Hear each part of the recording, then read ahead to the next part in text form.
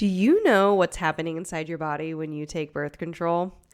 Most women are told about the obvious birth control side effects, a little weight gain, maybe some mood swings, but you have to work much harder to find anyone talking about the deeper impacts on your brain, thyroid, gallbladder, gut, and long-term fertility.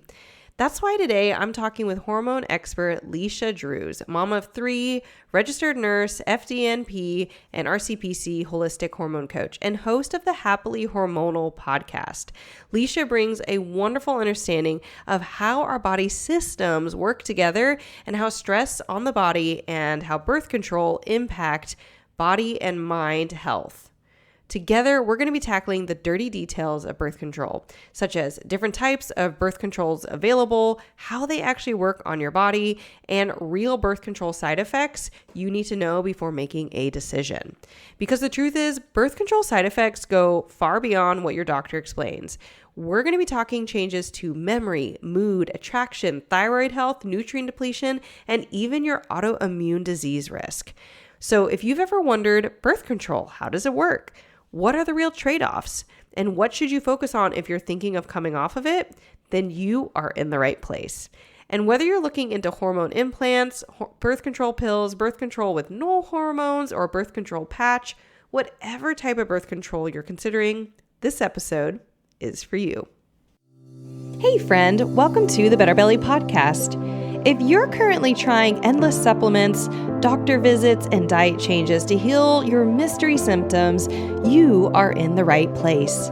We're here to solve the real root causes behind your gut, hormone, skin, sleep, and brain concerns.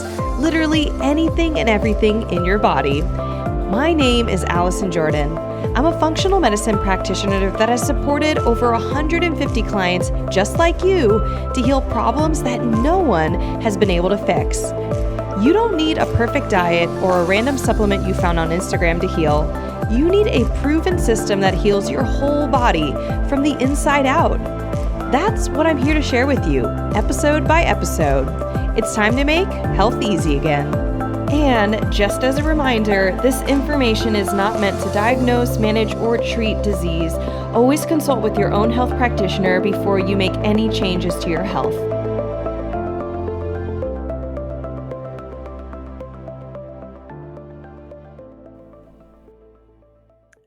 All right, guys, I am so excited today to be introducing you guys to Leisha.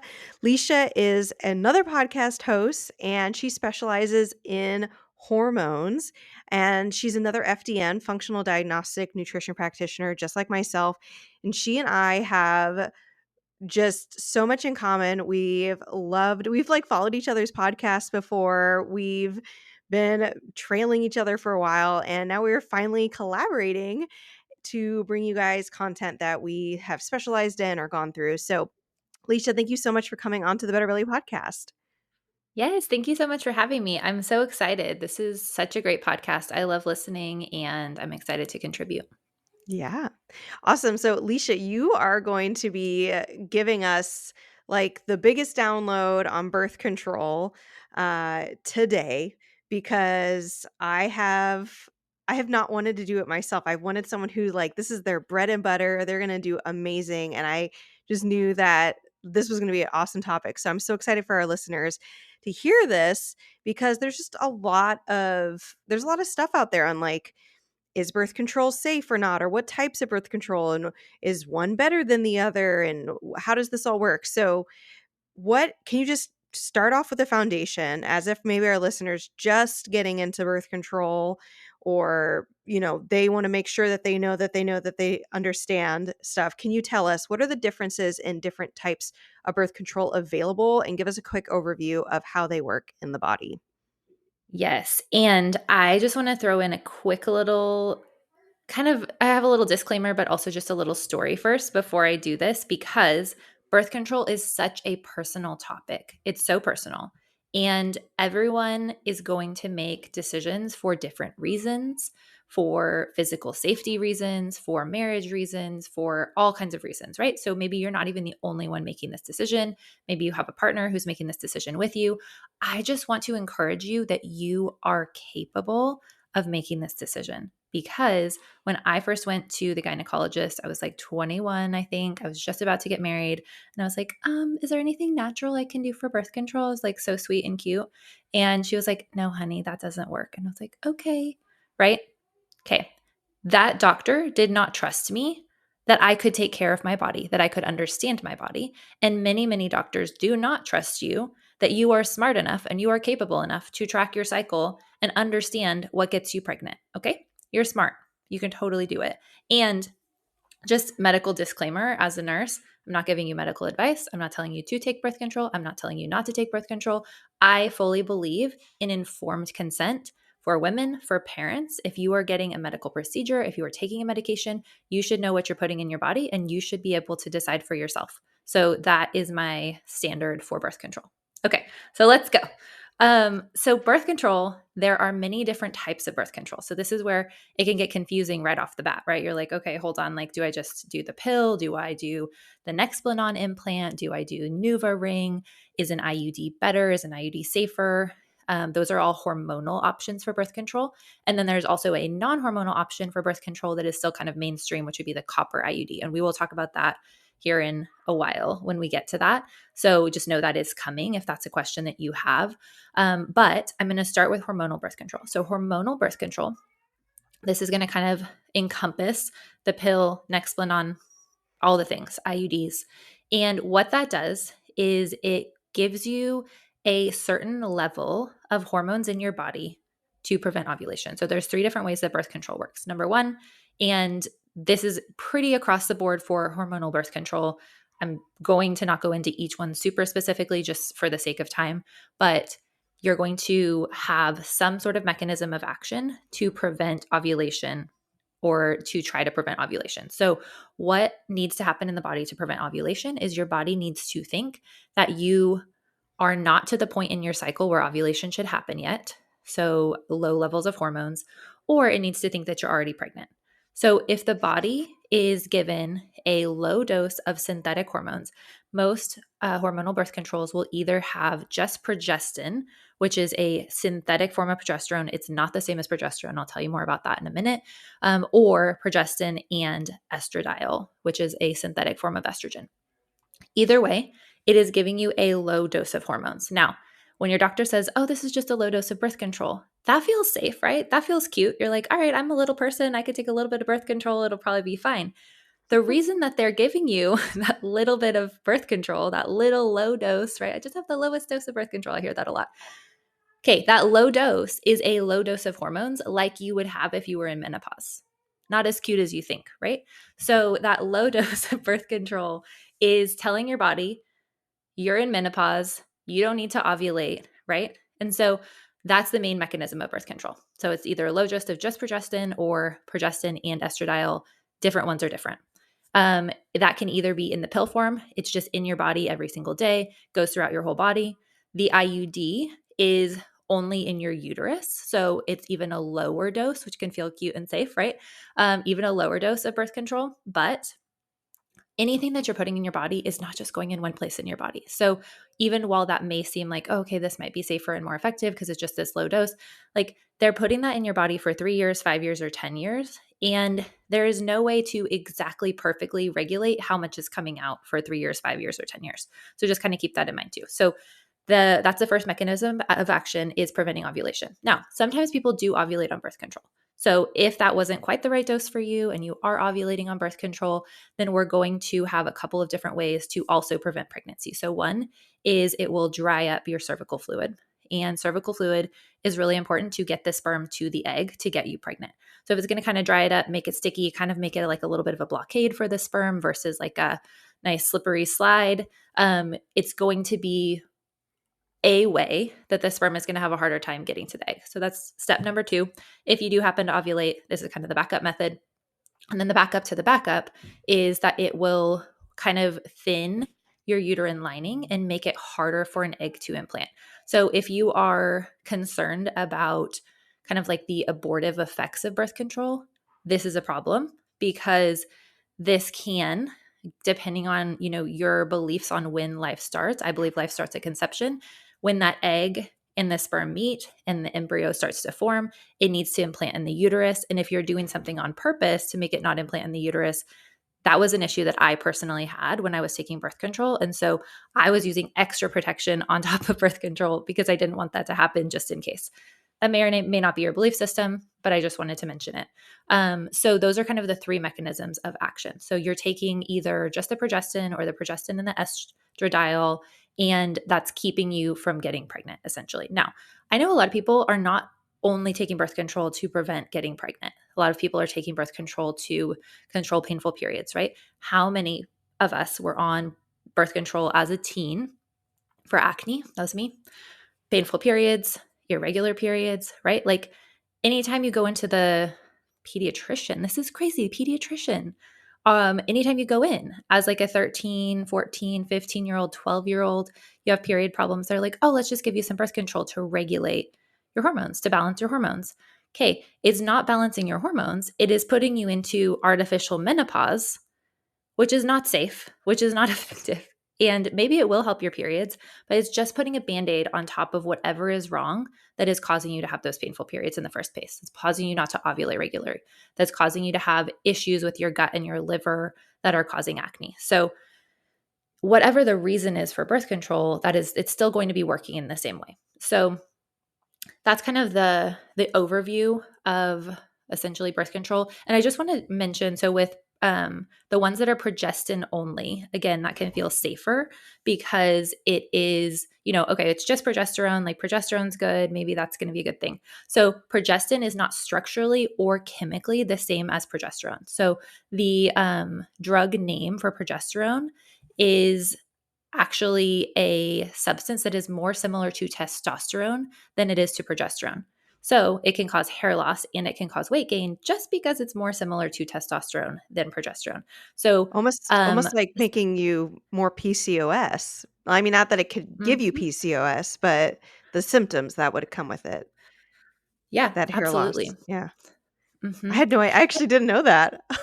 Yeah, I mean, as I was looking back at some of my notes for this, I even like started looking into more things and I was like, oh man, there's so much here.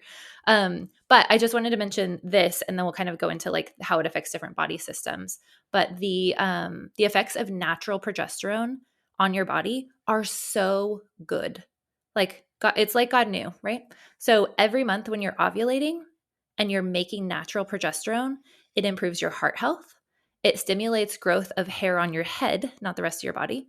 It has anti-androgen properties, which are the hormones that can cause symptoms in PCOS, like chronic acne and irregular cycles and hair growth in places you don't want it, things like that. Progesterone is generally good for mood and sleep. It stimulates the thyroid, and it may even reduce the risk of breast cancer to be ovulating every month. So I just want to also say, if you are taking birth control for years and years and years, you are not ovulating, which most women are not ovulating on birth control. You are suppressing this good hormone that your body needs to be healthy and strong every single month, and you are just not getting it for half of the month when you should be getting it. But instead, you're giving yourself a progestin, which can cause high blood pressure, can cause hair loss, can be androgenic or like testosterone, like I had already said, can cause anxiety and depression, and can increase the risk of breast cancer. So, exactly the opposite of what good progesterone does. So, I think that's very helpful to know because you may think, oh, I'm getting a little bit of progesterone, so it's a good thing, it's a normal thing. It's not the same. And it's really not the same at all. I've never ever thought of this before, but hearing you talk about the benefits of progesterone and then how birth control puts you in basically a state of menopause, thinking that how many clients that I work with who are approaching perimenopause or are in menopause and they're being given progesterone. I mean, it's still not the same progesterone, but they're having to be given hormones to have more hormones like someone who is ovulating because they're having all these negative symptoms of not having enough hormones. And it's like it's never the right time. It's like we're never satisfied. When you've got your cycle, we don't want hormones, and when you do have your cycle, we want less hormones. I think I just said that opposite, but when you don't have hormones in menopause, we're giving women hormones. um Leisha, are you still there? I think I lost you.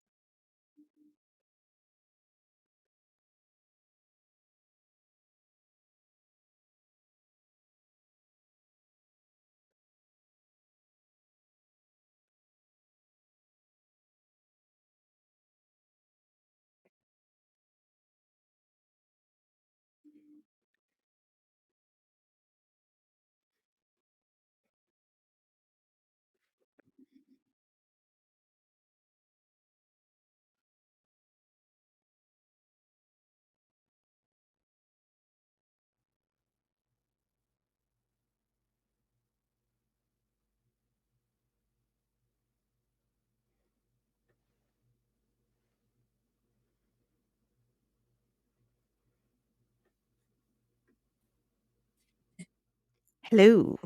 Hey, I'm sorry, my internet just turned off. It's okay. It happens, So it should particularly during podcast interviews.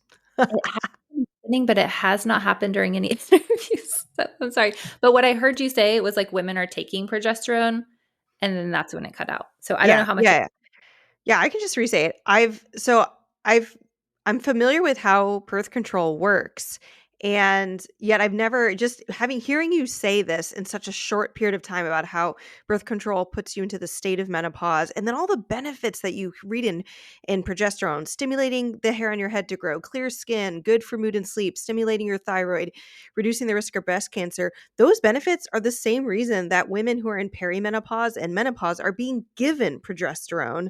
I don't know if it's the same type, but it's the same reason that women who are going into these lower levels and they're having all the symptoms of losing hair and not sleeping well and gaining weight because their thyroid's down. And so it's almost like it's never good enough.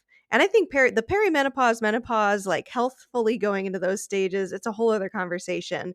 But just to say, we're we're acknowledging in the latter end of life, yeah, you should have progesterone. But then in the first part of life, we're like, it's okay if you get rid of it. It's not a big deal if you just completely yeah. flatline your hormones. Isn't that interesting, right? In the years that we really need it most in the childbearing years. That's when we need it most. And we do also need it. We need to have a certain level of it in the menopause years as well. But you're totally right. Yeah, that's the answer in menopause.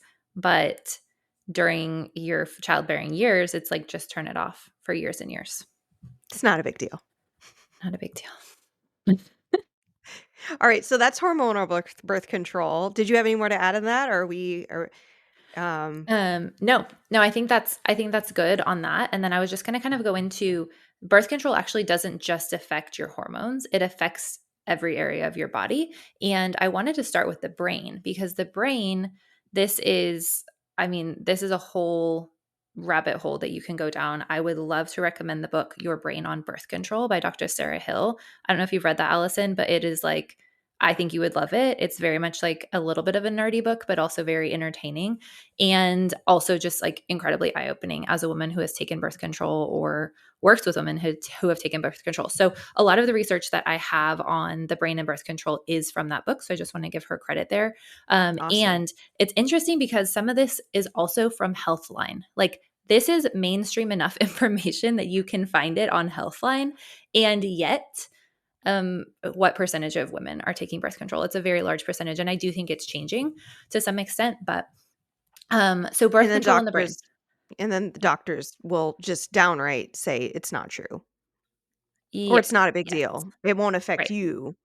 Right. Right. It's probably just fine. It'll probably be fine. Just do it for 10 or 20 years. It's not a big deal. um, so the thing that was like mic drop to me when I started researching this again a few months ago is that one of the quotes that I had read from the book was specifically, we found differences in brain structure and function between oral contraceptive users and non-users. Okay? Differences in brain structure and brain function. That's a big deal in so many ways. So it's actually linked oral contraceptive use. So I'm talking about oral birth control. I am going to lump other birth control in with it because it does work the same in most ways. It's linked to increased activation of the prefrontal cortex during working memory processing. So it actually blunts our stress response, a blunted or delayed stress response as women who are taking birth control. Now, I think that thinking about this, especially from a perspective of teenagers taking birth control, like as their stress response is forming in so many ways, like, it changes as you're starting to become an adult, like their stress response is changed and blunted, especially when they started using it during the teenage years. And so that means you're not able to respond to stress as well. And there's an increased link to anxiety. There's an increased link to depression.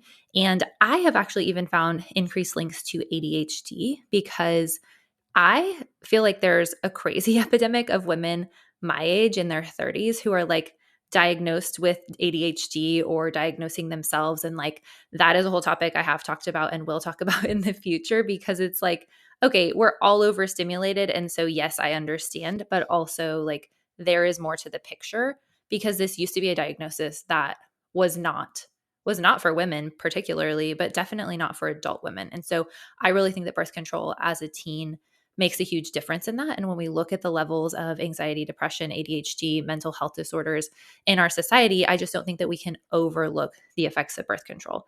Wow. Even memory processing. How many of us feel like our memories could be better, right? And it just feels like this kind of like overstimulation effect. But when your brain is being, changed, the structure of your brain is being changed taking a medication, it's really important to understand that those effects can be short term, but they can also be long term. And we'll talk about replenishing and all of those things afterwards. But there are changes to the brain. Another change that I think is really important to note in the brain with birth control is that it actually can change the type of man you are attracted to as a woman, because women who are on birth control are likely to be attracted to men who are less masculine in features and in personality, activity, like whatever it is. And so if women in our society are being given birth control over and over and over again, and we are being attracted to less masculine men, those potentially are men who have higher levels of estrogen and lower levels of testosterone, potentially men who have lower sperm count as well. Not always, but could be, with less of those masculine features. That does typically come from a higher testosterone level. And when we are already on birth control, we may have fertility issues down the road. They may have fertility issues down the road. It's a very concerning picture for fertility in our society. And women who are on birth control being attracted to less masculine men. We'll talk about estrogen dominance here in a minute, but birth control can lead to and cover up estrogen dominance. If we have estrogen dominance, we are attracted to a less masculine man. Then we have a baby with that man. We have a boy baby. We're giving them more estrogen than we should be giving them. It's just going to continue to decrease masculinity in society on a nurture and nature level. So I think that that is also something to note because, and I would even say, if I'm just going into my speculation, like, could this be affecting the divorce rate as well? Like women get on birth control, they marry someone, they get off birth control to have a baby, they decide they don't like that person anymore. I think there's a lot to it, but I don't think it's Wow. Yeah. Wow. right. Ah! There's so much to it. Yeah. So I think that having the tools to make a decision about whether or not that's actually what you want to put in your body, and for moms, right? Like some of your listeners are going to be moms who have teenage daughters, and those teenage daughters have bad periods. I'm not going to do that for my daughter. But my mom didn't know what to do for me when I had terrible Right. acne for years and years. And I was begging her. I was like, Mom, please let me take birth control. It was kind of like cool to take birth control. Like I wasn't sexually active, but it was kind of like cool that I was on it because I had no idea what it was doing to my body. And thankfully, I didn't take it for that long. But my mom was very much like asking the doctor, like, can she eat something different? Can she do something different? And he was like, no, that's a myth. Like he was like, eat chocolate, eat French fries. It's fine. And so then I took birth control, right? And I had like not as long of a run as some of my clients do, but still, like I do question how much did that affect me in those formative years? Like, and I took it in my later teens, but I know so many girls who were on it at 12, 13, 14 for multiple different reasons. And I don't think that that's something that we should take lightly. So that is just the brain. And then that leads us to the gut because as you may know, Allison, the gut and the brain are connected. I don't think you I Yeah, don't think you've yeah, ever we mentioned that before probably, but when Let's we go preach into it, preach it. yeah, when we go into the gut. So the gut is going to affect the brain too. And when we go into the gut, there are different ways that the gut can be affected by birth control, but just to kind of simplify, um there are a few different effects. So the gut can be affected by decreasing or dysregulated levels of bacteria that can come from birth control use. So another ingredient sometimes in birth control is a low level of iron. And so when you're getting estrogen, synthetic estrogen on a daily basis, and then a little bit of iron on a daily basis, those work together synergistically to not only cause estrogen dominance in the body, not only to disrupt minerals in the body, but iron is food for bacteria. And when you are taking iron, or even when you're just taking estrogen and it may be messing with your iron levels or increasing, some of those mineral imbalances, that can affect the bacteria in your gut in a negative way. Sometimes it messes with the good bacteria, sometimes it lets the bad bacteria overgrow, but it also affects your liver in many ways. But one of the most basic ways is just that you are taking a synthetic form of estrogen every single day. And so it's just another layer that your body has to work through to be able to detoxify. And so if that's something that's coming in daily, every single day, and then you're also eating some foods that are going to have pesticides also on them, and then you're also using body products that are going to be endocrine disruptors, like so many of these things are happening for all of us, they're happening to some extent. For some of us, they're happening to a larger extent if we're not aware of them. But especially like going back to the conversation about teen girls, like teen girls are putting on tons of makeup, tons of perfume, like there's just all the endocrine disruptors are happening for them. And then they're also taking birth control typically. And then they're going to have gut issues. And so those gut issues could be leaky gut, could be bacterial overgrowth. And then that just leads to a cascade of disaster in your gut, essentially. And I'll leave that part to Allison because I'm sure she's already described that many times. But birth control does affect the gut. And then it also affects the gallbladder. And this is one that I think is a little bit less known. But this is my favorite fact about how birth control, because it doesn't get talked about. Anyways, I'm like so excited you're mentioning it. Yes. Yes. So the gallbladder is an organ that helps with bile production and bile excretion in the body. You need bile to break down foods well, but you also need bile to properly remove excess estrogen from your body. And so it's part of your detox pathway. And you need a healthy functioning gallbladder to be able to always move that estrogen out and be making hormones well and detoxing hormones well. But if you have estrogen coming in every single day and you have elevated estrogen levels, most of the time, I think women have elevated estrogen levels before they even start taking birth control, and then it's just not fixed and you have more coming in. And so that can actually lead to dysfunction of the gallbladder, which makes it not empty as well. So then you don't have as much bile coming through in your gut. And that can make it actually even harder for the gallbladder in the future to be able to excrete bile. So there is a really clear connection between oral birth control and gallstones. And that can be really painful. That can make you get your gallbladder removed. And it's something that should be noted because women are much more at risk for gallbladder disease in the first place. And then we have this layer of birth control on top of it. So there's multiple layers of how it can affect the gut. And I just kind of want to touch on essentially that it can affect the gut. And then you can always get some more resources from there. I did do a whole episode on the gut specifically and birth control, but that's kind of the gist of it with the gut. I will say I'm really curious with the gallbladder. Like I actually haven't taken the numbers, which bothers me a little, but I have what feels like a very high number of clients in ratio when they come to me and they're sick. They're not feeling well. Majority of my clients are in their 30s to 40s. They've been sick for about 10 years on average, like not feeling their best in some way, shape, or form on average for 10 years. And a very high number of them don't have a gallbladder. And a very high number of them have been on birth control in the past of a variety of sorts, whether it's the pill, so oral contraception or otherwise.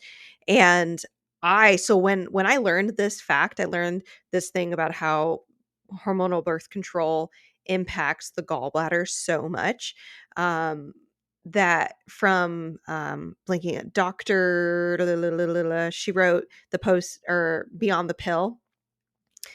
Dr. Jolene Brighton. Dr. Jolene Brighton. So she talked about that. And I was like, oh my gosh, that's like all of my clients. Not all of them, but a lot. I'm more surprised when they still have a gallbladder. Have you seen that in your clients, or is that not a pattern you've seen as much? I do think that most of my clients do have a gallbladder. So that's interesting. But I deal less with specifically gut health. We still do a lot of gut health, but I think that like the connection there is probably really just like it's just probably a really clear connection between the gallbladder function and then they don't have enough bile and then they're not breaking down their foods as well and then it affects their gut. And so that would be kind of my thought, is that it's more related, but it also is absolutely related to hormone issues. So that's very interesting. Yeah. If anybody's listening and wants to know more about the gallbladder, they're like, tell me more. Whether or not you have one, can be relevant to you, even if it's been removed. But episode 241 of my podcast, I'm going to put a link in the show notes.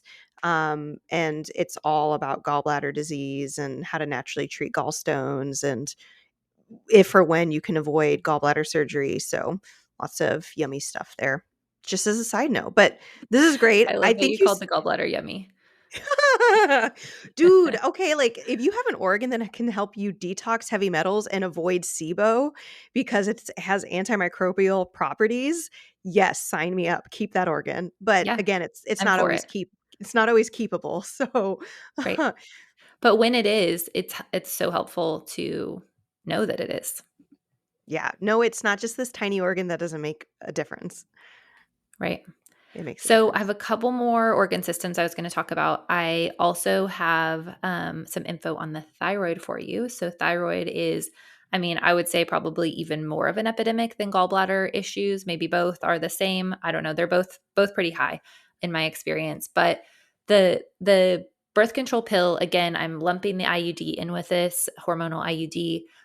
Can really affect your thyroid. And one of the ways I've kind of alluded to already is that birth control pills can deplete some of your vital nutrients, and your thyroid is really sensitive to that. It really needs those nutrients.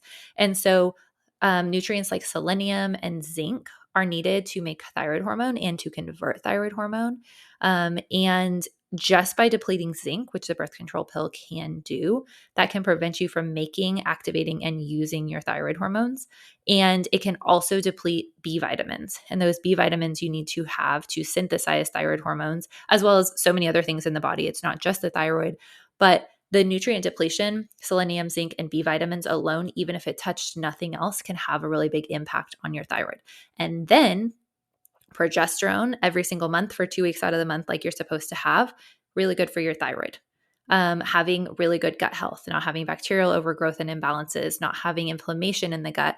That is one of the big triggers for Hashimoto's or autoimmune thyroiditis. And so, again, like you're kind of hitting all the points of things that can mess up your thyroid when you are taking birth control, and it's affecting all of those different things. And then the pill also increases thyroid binding globulin, which essentially just means that any thyroid hormone that you are making could be excessively bound and not usable in your body. So it really can directly affect thyroidism or affect your thyroid from working well and cause hypothyroidism in a lot of cases. So I think that that's really important. And when we think about the thyroid, like what does that mean if you're not familiar with the thyroid? Well, you need your thyroid to be working well for energy, for clear brain, like not having brain fog. You need the thyroid to be working well to have healthy hair, healthy nails, to have your hands and feet be warm, to have your metabolism working well.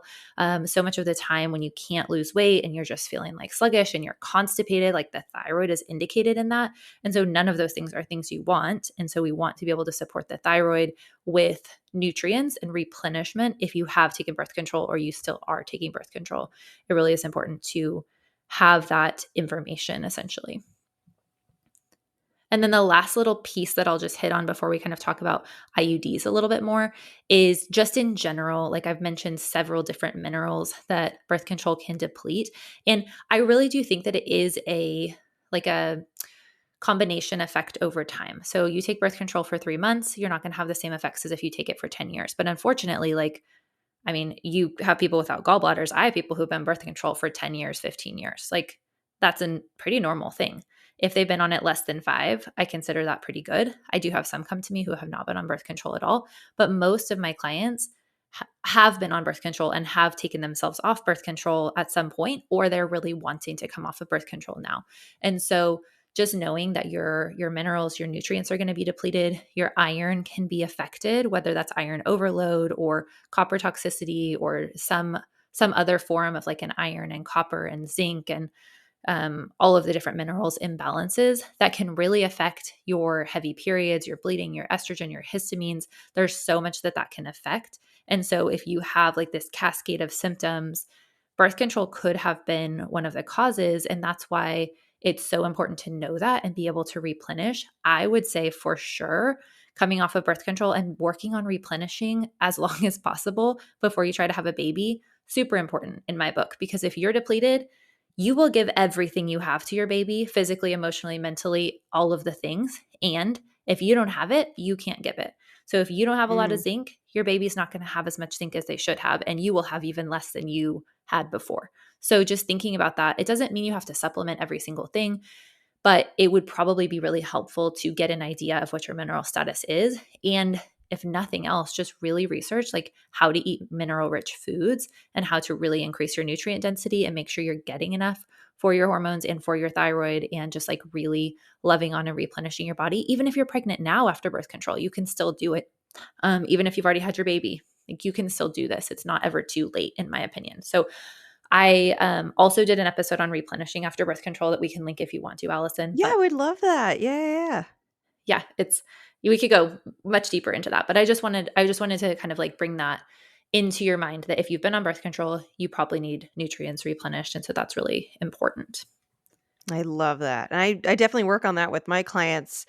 I know when we have like a birth control protocol that's like, okay, if you're coming off of it, here's some preparatory things. I know you're going to actually talk about that, I think today, even like some guidelines, but I mean, so powerful, so potent.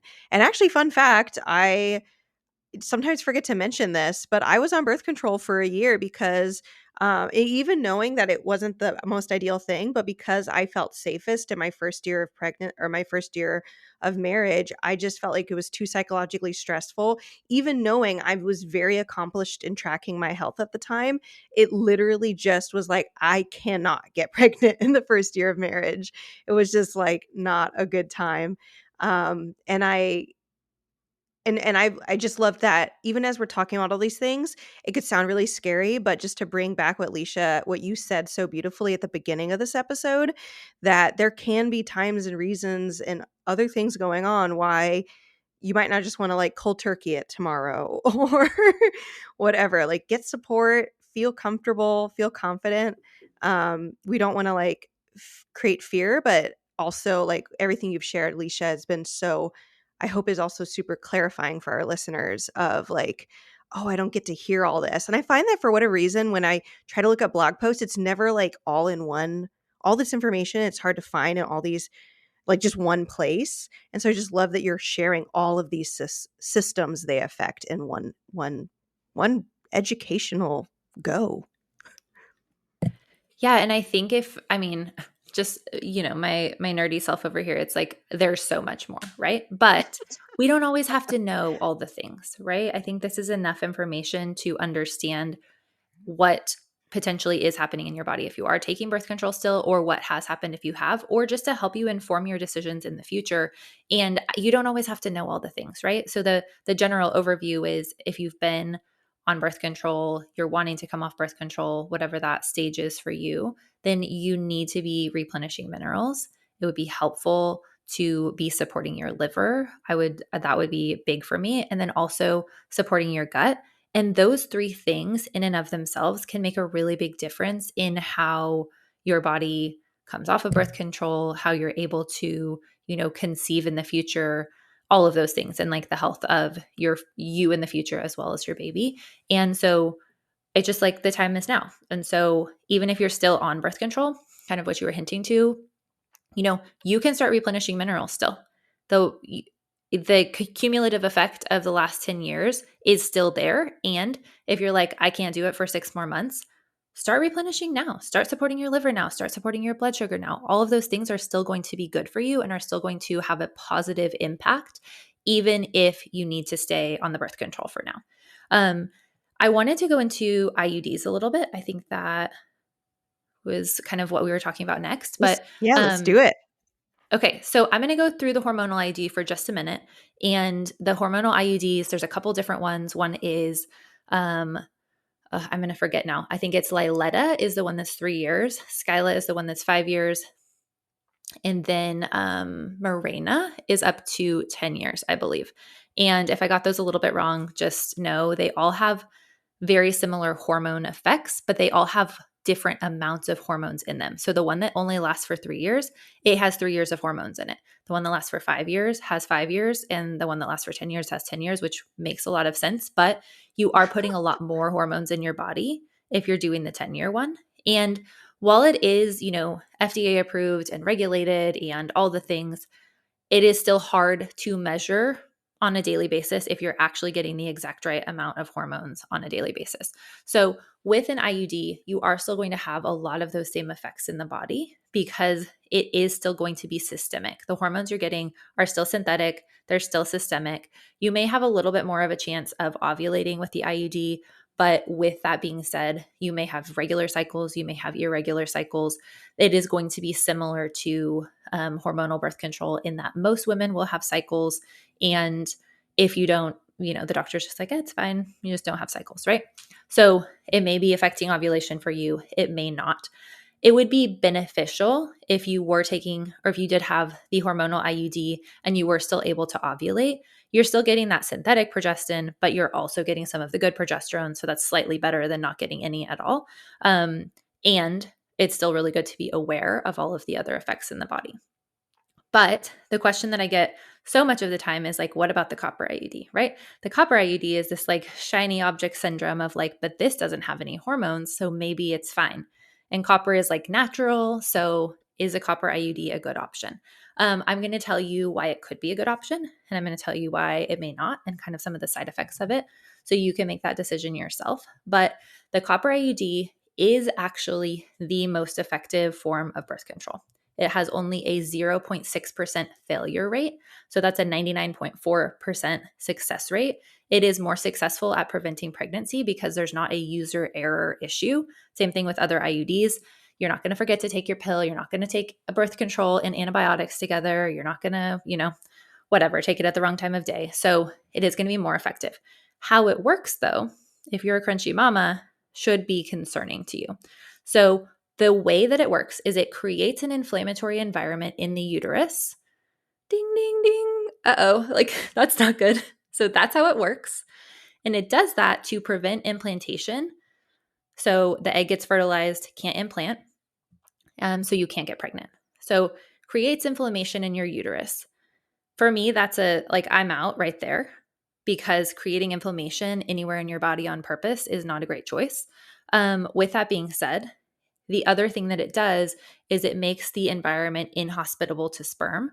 So it makes it so that sperm essentially won't be effective in fertilizing the egg, and essentially that's why it's so good at not getting you pregnant.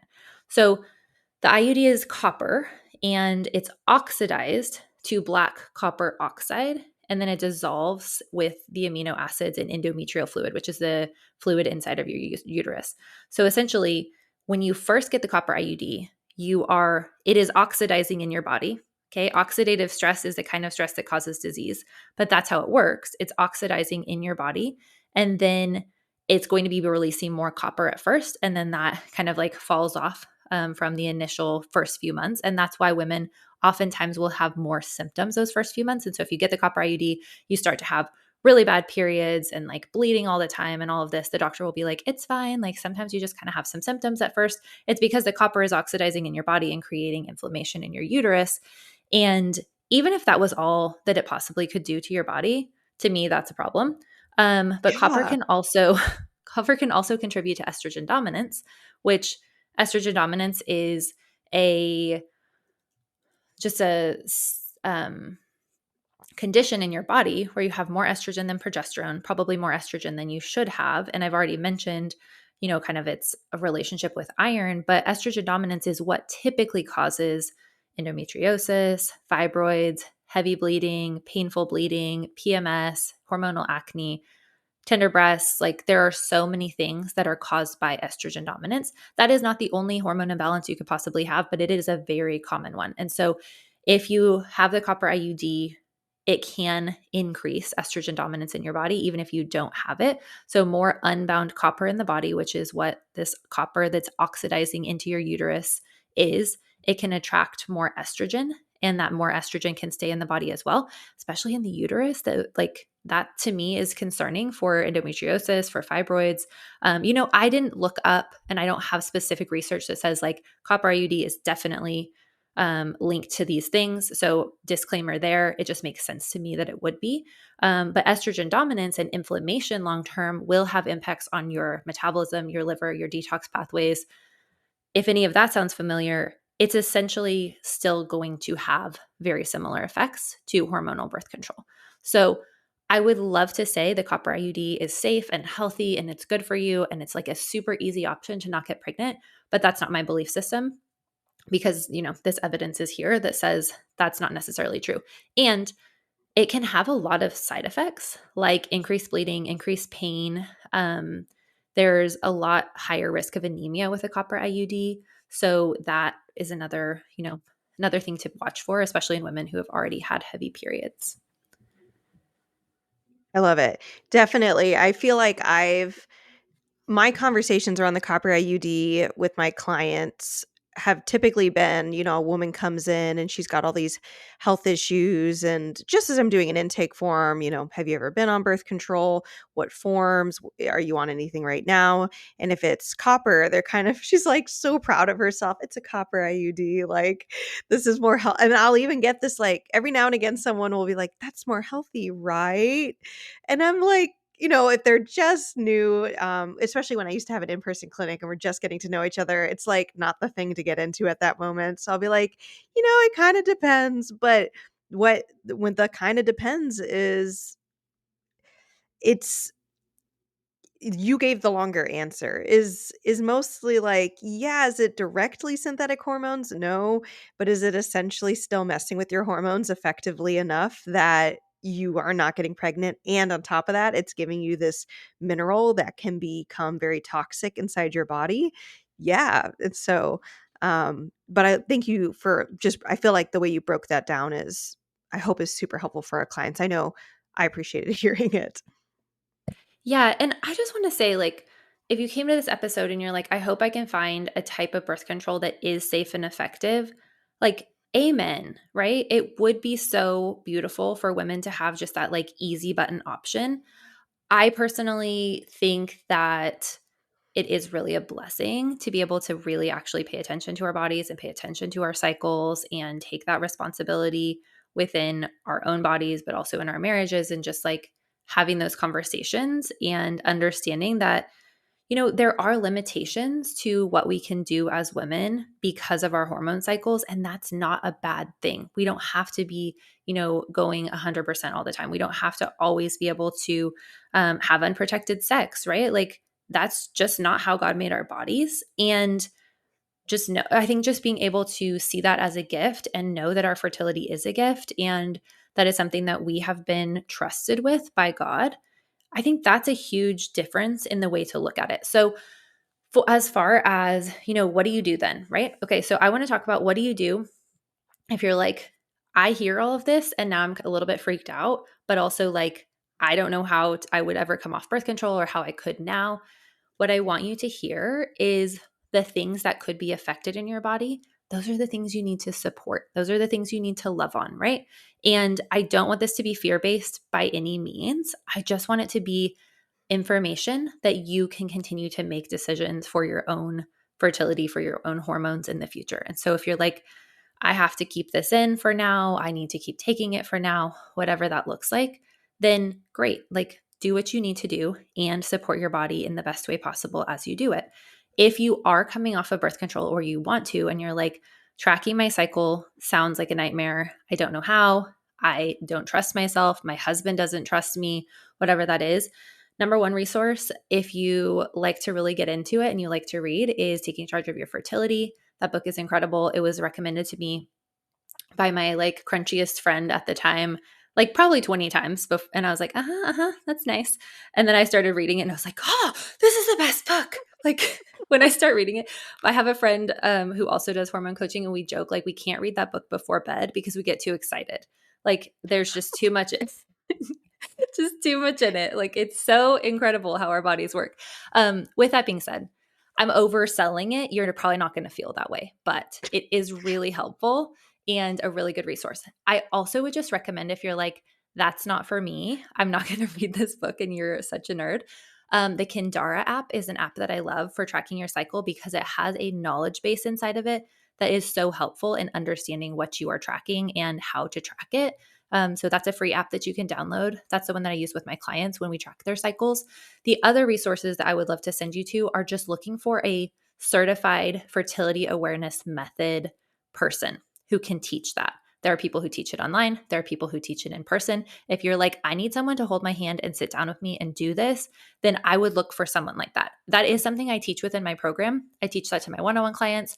We track cycles together. One of my biggest wins is when my clients are like, hey, look at my chart. I know when I ovulated. I know when I did this. And I'm just like, yes, right? And so we get there within a few months. So that's something that I teach as well. But if that's just what you need, you just need FAM training, then there are other resources for that too. But fertility awareness method is, in my experience, really, really effective. It can have a 98, 99% effectiveness rate as well, which is very much up there with other methods of birth control. And so if you've heard the joke, oh, the people who use family planning, what do you call them? You call them parents, right?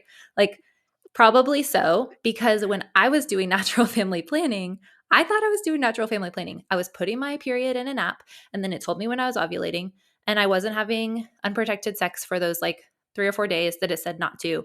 And I thought I was doing a great job. Turns out I had a baby because I had no idea that my cycles were irregular. I had no idea what was going on with my body. Literally no idea what cervical fluid was, just nothing. I just didn't know. So yes, in that case, absolutely true. But I was not using fertility awareness method. I didn't know what was going on with my body. And once you do, it can be very, very effective. I will say, real talk. That's what me and my husband use. As soon as I kind of felt like I had figured out being married and got over the first year, I knew I was going to be switching to fertility awareness method, kind of got all my ducks in a row and make it yep, I understand this sucker, and got our birth control, and we've been using ever since. We've only gotten pregnant when we want to get pregnant.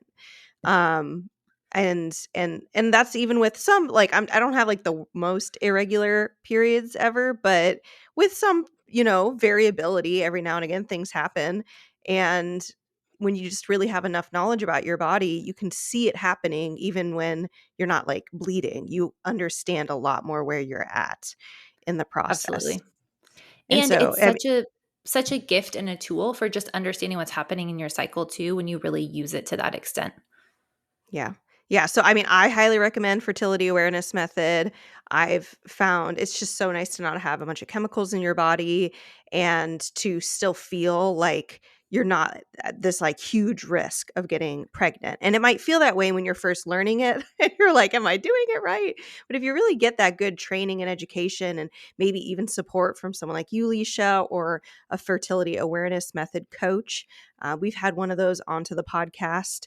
And then you get that extra boost of confidence. Yep, I'm getting this. And then you're good, kind of like riding a bike. You're not freaked out you're going to fall just because you're on it. Right. Right. Yeah. And you get to a point where you don't even necessarily need to be tracking as religiously once you just, understand what's happening in your body. So it doesn't have to be hard, I think, is the main message that I want to get out there. Awesome. And for our listeners, I will be putting the resources you just mentioned, the books, the app, fertility awareness method, coach.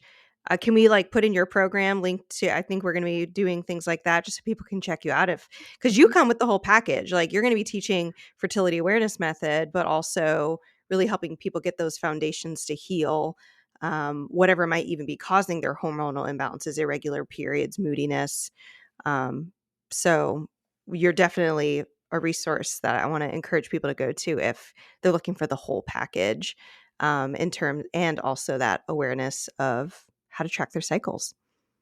Yes, absolutely. Yeah, that's one of my favorite things to work on with my clients. To be honest, I have a lot of favorite things. I say that a lot, but I really love working with women on hormones. And so I'm my favorite thing is PMS. My favorite thing is coming off of birth control. My favorite thing is painful periods. People are like, okay. Yeah. But truly, because I know the life-changing power of not having those problems, they're all my favorite. I love it. And it's funny, I do think I could sleep just fine after reading a book on taking charge of your fertility. But that might not be the same for when I read gut stuff, which is how we ended up where we are Exactly as right. practitioners. It's totally true. I love it. Well, Leisha, can you tell us, tell our listeners, where can they find you? If they were like, this was amazing, tell us about your podcast, tell us, every way that our listeners can connect with you. Yes. So my favorite place to hang out is my podcast, Happily Hormonal. And if you would really like to go deeper into all the birth control things we talked about, the episodes, I have 5 episodes on birth control where I really did deep dives on kind of each of the sections that I talked about. And those are in the 160s. I don't know the numbers quite as well as Allison, but it's in the 160s. You'll be able to find them. And I do also have Instagram. I'm more often active like in the DMs there. You can reach me there. That's at Leisha Drews. And then my website is just leishadrews.com. And that has resources for my program, Nourish Your Hormones, which includes both coaching and all of the, foundational knowledge that you need to be able to balance your hormones naturally. Awesome. Well, Leisha, thank you so much for coming on to the Better Belly podcast and doing an amazing job. I'm so glad that I had you do this, and just like chef's kiss, amazing information. Thanks for coming and blessing our audience. And I hope that our audience members get to come and learn even more from you about hormones, which is clearly just something you're so passionate about. So thanks for coming on to the Better Belly podcast. Yeah, thank you for having me.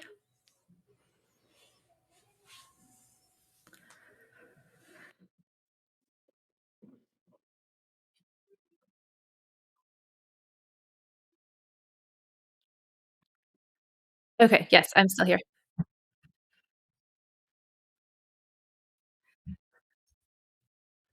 Okay.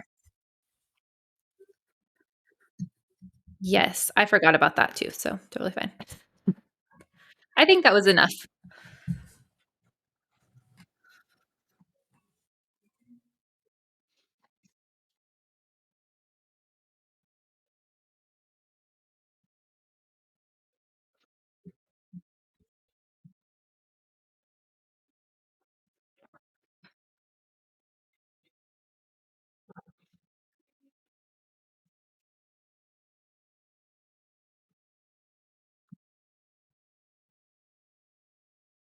Okay.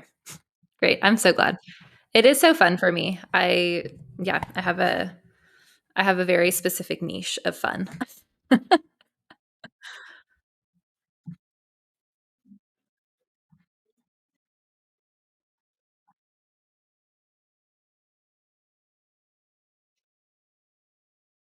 Yes. Yes. And I'm so glad to have your podcast as a resource too. Now that we're getting to know each other a little better, I'm sure I'm going to be like, okay, tell me about this gut thing over here. And I started listening to your message on coaching, and then I stopped, and then I was like, I just need to go through my launch, see how that goes, and then I need to decide how I'm going to invest in my health from there. And I need to try not to make any other decisions this week. You'll notice I get very excited and ahead of myself, and then I can never keep up with myself. So I'm working on it.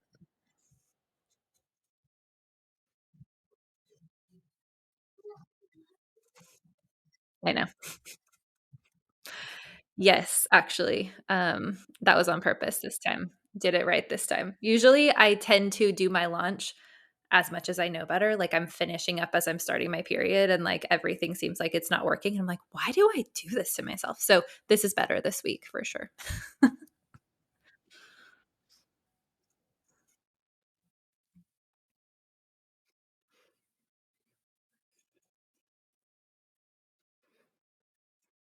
I'll definitely let you know soon. Yeah. Yeah.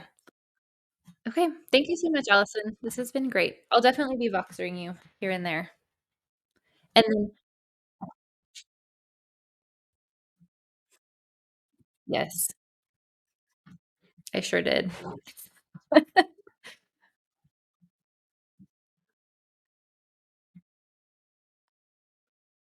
Okay. I think there definitely could be too. And I loved your suggestion. So I am circling back to that. I have one girl who's really wants to start. And I was like, okay, after this launch, we'll really do it. And I was like, I'm sure you'll believe me when you see it. But um overestimating my abilities is something I'm working on. Bye.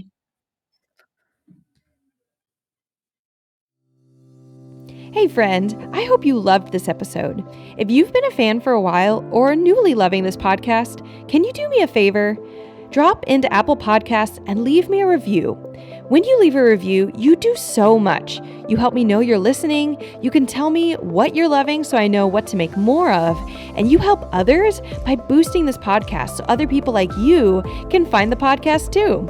I mean, it's a win-win-win, right? So if you want a way to pay it forward, just go to Apple Podcasts or click the link in my show notes and leave a rating and review. And if you want some more free stuff, just head over to my free Facebook group, betterbellytherapies.com/Facebook, and you can get access to all of my free support for you, including some Facebook group exclusive stuff like my podcast episode vault, where you can search the Better Belly podcast by topic and find exactly what you need to expedite your healing. I cannot wait to see you in there. Catch you guys next week.